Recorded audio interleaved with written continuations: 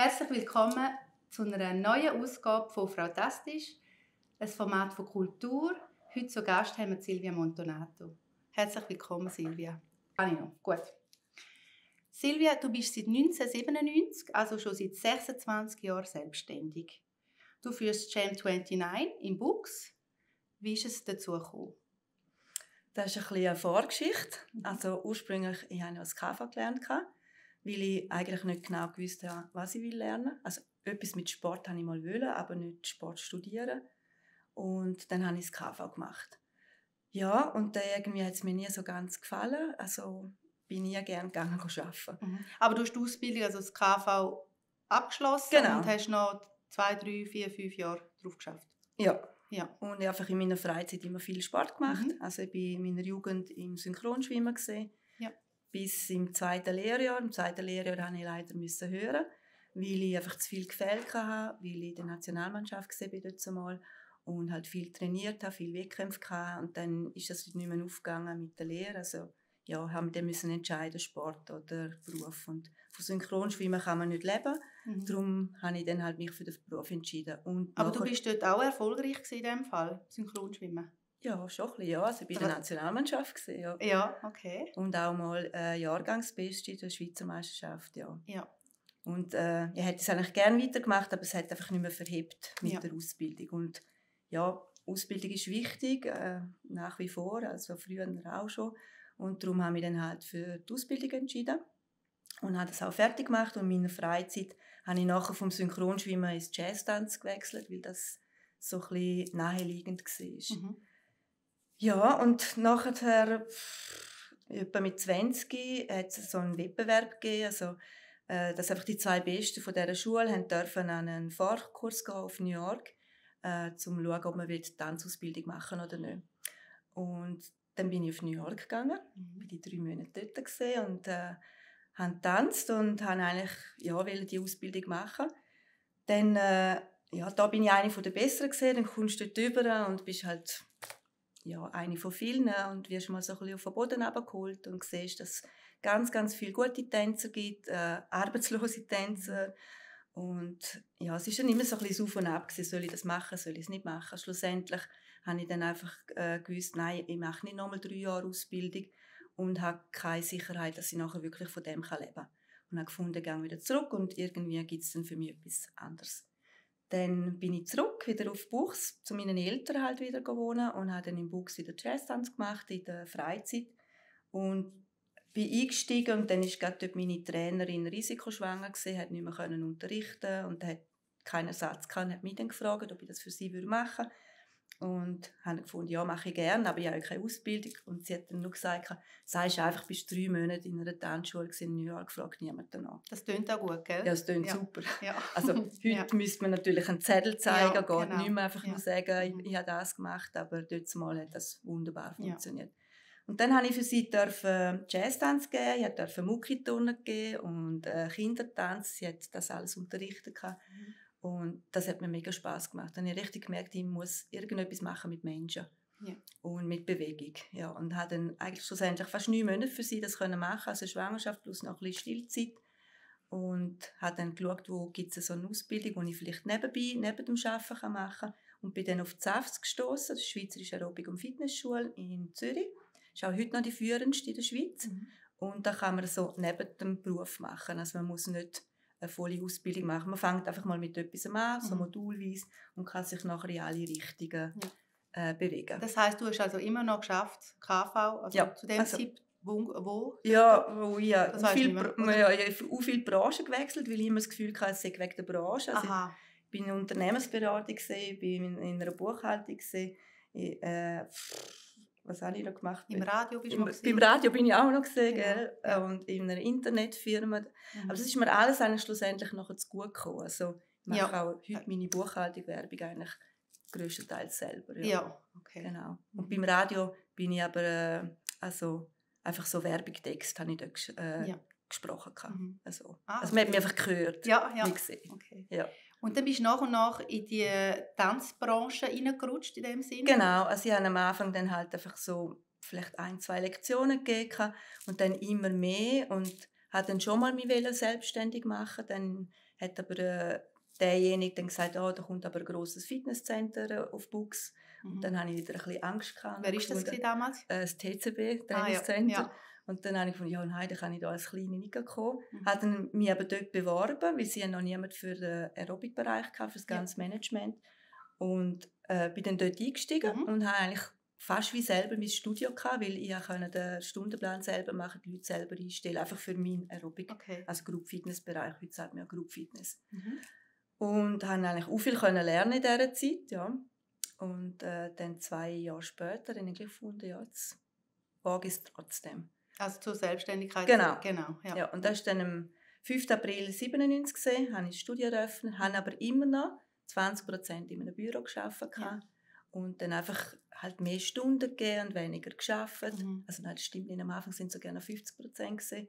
Und dann auch bis auf 20% runter und irgendwann dann einfach mal gesagt, so, jetzt alles auf eine Karte. Okay. Genau. Ja. Und du hast eben einige Weiterbildungen oder Ausbildungen gemacht fürs Tanzen. Ja, also nicht nur Tanzen. Ja. Eben erzähl mal von diesen Ausbildungen oder Weiterbildungen und wie oft macht man das? Also wie wichtig ist die Weiterbildung auch beim Tanzen? Also jetzt Ausbildung oder Weiterbildung? Also ja, Ausbildung gibt es ja ganz viel und da kann man ja ein bisschen wählen, was man will. Und ja, durch das, dass ich eigentlich so breit gefächert habe arbeiten, weil einfach als Beispiel, man kann ja nicht 20 Lektionen, jetzt Vollgasstunden geben, über so viele Jahre. Da hält der Körper gerne nicht aus. Ja. Und darum ist es mir wichtig, so breit gefächert wie möglich zu arbeiten. Also ich arbeite mit Kindern, ich arbeite mit Schwangeren, ich arbeite mit Senioren, ich arbeite mit Frauen, die geboren haben, mit Jungen, also mit Teenies. Also einfach wirklich ein breites Spektrum. Und das ist mir eigentlich sehr wichtig, dass ich wirklich das auch über Jahre machen kann. Also, es war ja immer die Idee, ich wollte von dem leben und ich wollte nachher nicht mehr ins Büro arbeiten. Also ich muss immer noch Büroarbeit machen, aber einfach nicht, dass ich wieder in ein Büro muss arbeiten muss. So. Und ich habe ganz viele Ausbildungen gemacht. Also angefangen mal mit der Grundausbildung vom Aerobic, dann habe ich auch die Lizenz gemacht im Aerobic, das ist eine von der höheren Ausbildung, so dass man auch selber die Leute ausbilden kann. Dann habe ich den Fitnessinstruktor gemacht, den Personal Trainer habe ich gemacht, den Rückentrainer habe ich gemacht, I&S natürlich, ESA, das ist Erwachsenensportausbilder, Hoplafit, ja, einiges, halt Pilates und Schwangerschaftsbeckenboden. Das ist so ein ganz breites Spektrum.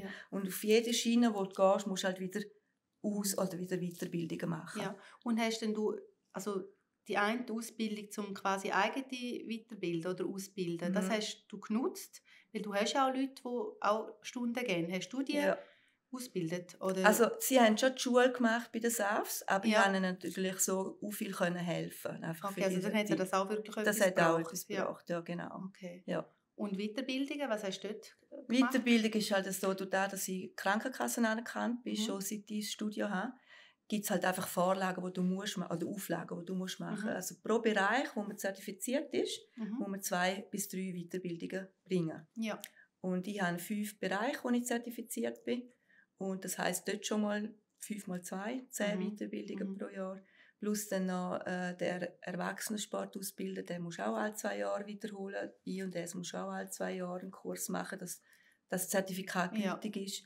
Und natürlich noch der Lebensretter, den du musst haben, wenn du ein Studio hast, das ist auch alle 2 Jahre. Also es sind relativ viele Kurse, die ich einfach gehen muss. Es sind auch viele Sachen, die ich gerne gehe, wo auch immer wieder etwas Neues ist oder halt wieder aufgefrischt wird.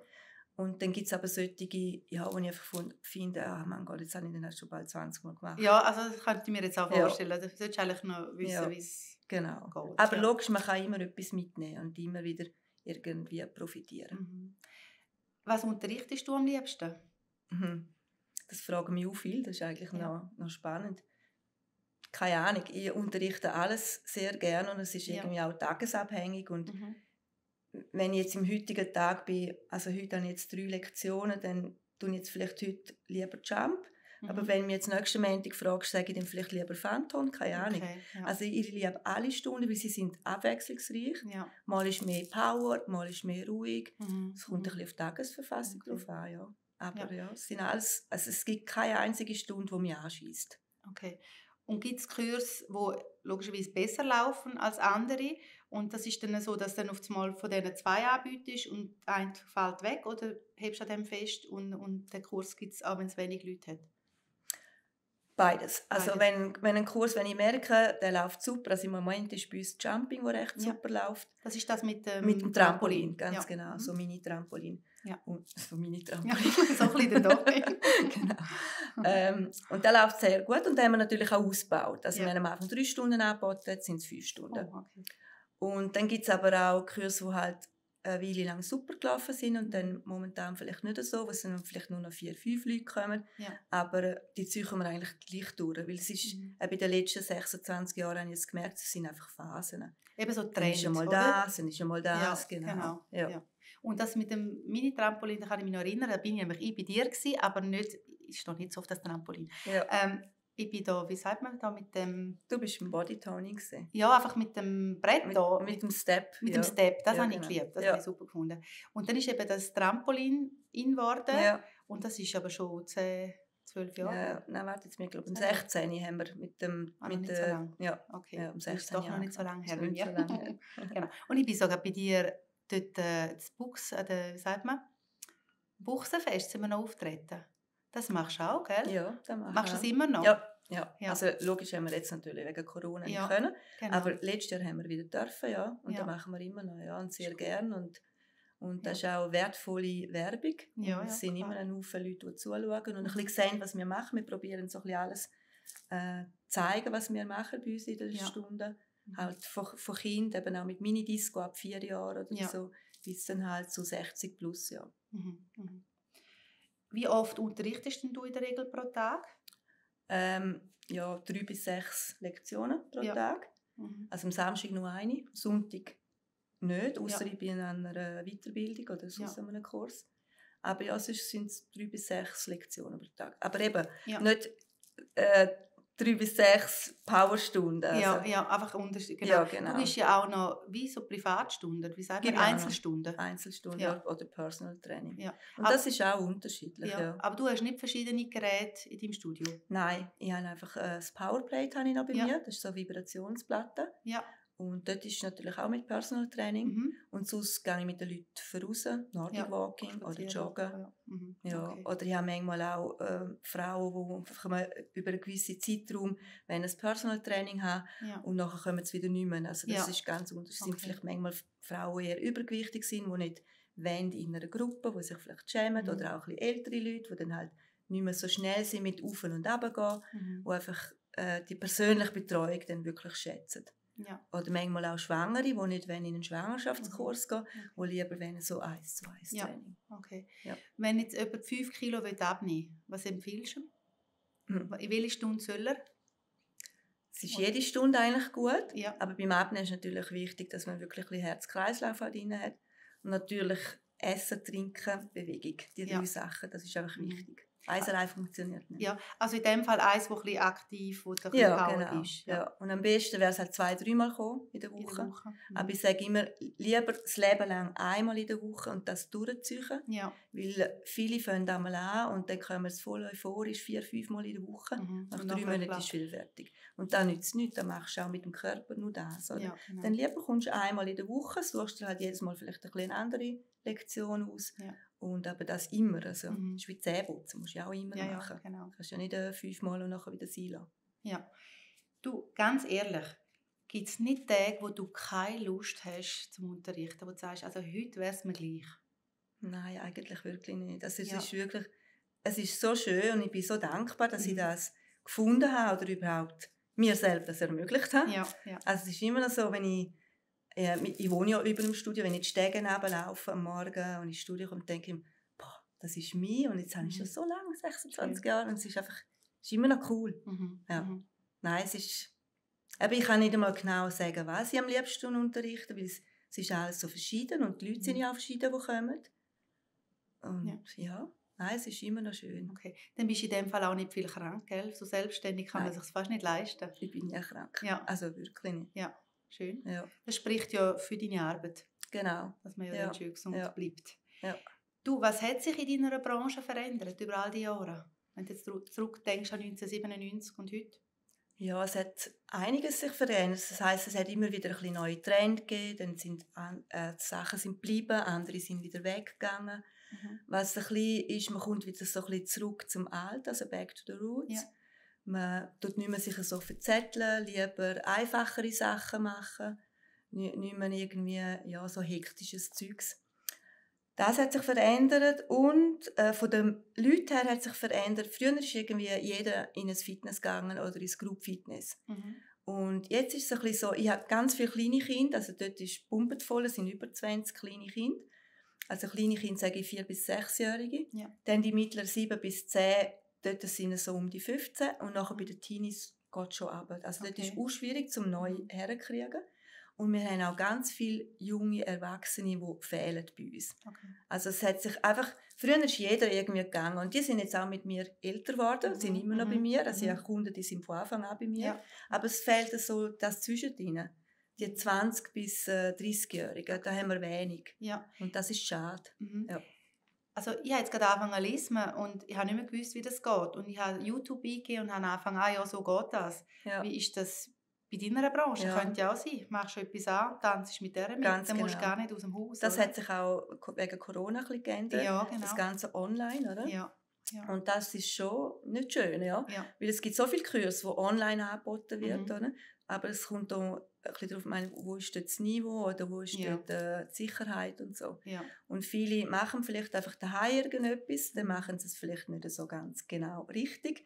Und also ich finde es immer noch besser, du gehst vor Ort. Aber man kann es den Leuten nicht verbieten. Vielleicht braucht es noch mal ein Zeitchen und dann kommen sie wieder zurück zu unserem Studio. Das ist meine Hoffnung. Ja, genau. Aber das online zu machen, das ist dann nie überlegt. Also das hast du nie... Also haben wir gemacht in der Corona-Zeit. Okay. Natürlich, ich musste schauen, dass ich meine Kunden irgendwie behalten kann. Ja, okay. Ja. Du lebst und arbeitest in Bux, gell? Und dort bist du ja auch engagiert. Willst du dort noch etwas dazu sagen? Ja, ich bin bei Wirtschaft Bux noch dabei. Bin dort im Vorstand, zurzeit Vizepräsidentin. Wird sich wahrscheinlich diese Woche noch ändern, weil es gibt noch Wahlen. Und ich habe mich aufstellen lassen als Präsidentin von Wirtschaft Bux. Und das ist mir auch etwas sehr Wichtiges. Also ich lebe und arbeite in Bux. Bin seit 10 Jahren im Vorstand, früher noch bei der IGEB. IGEB und GIF hat sich zusammengeschlossen und ist Wirtschaft Bux geworden vor 11 Jahren. Und möchte etwas bewirken für Bux. Und wenn man irgendwo ein bisschen mithelfen kann oder etwas bewirken, finde ich das sehr schön. Ja. Staunst du selber über das, was du alles geschafft hast? Ein Studio führen über so viele Jahre, jetzt eben zu dieser Wahl stellen. Also es ist ja schon nicht schlecht, oder? Ja, also wenn ich einmal so zurückschaue, ist schon noch, manchmal denke ich, wie habe ich den Mut gehabt, um dort mal anfangen. Also, ich weiß nicht, ob ich es heute noch mal hätte.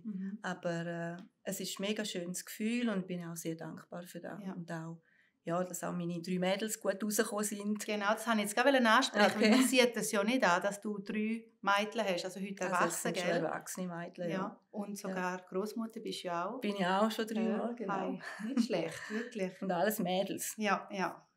Das hat dir aber alles, also die Selbstständigkeit und einfach überhaupt, das hat dir alles stärker gemacht, auch wenn es nicht immer so einfach war. Ja. Du bist ja alleinerziehend eigentlich bei deinen Mädchen. Ja, also eben, was einem nicht umhaut, macht einem stärker, das ist auch so ein bisschen das Motto von mir.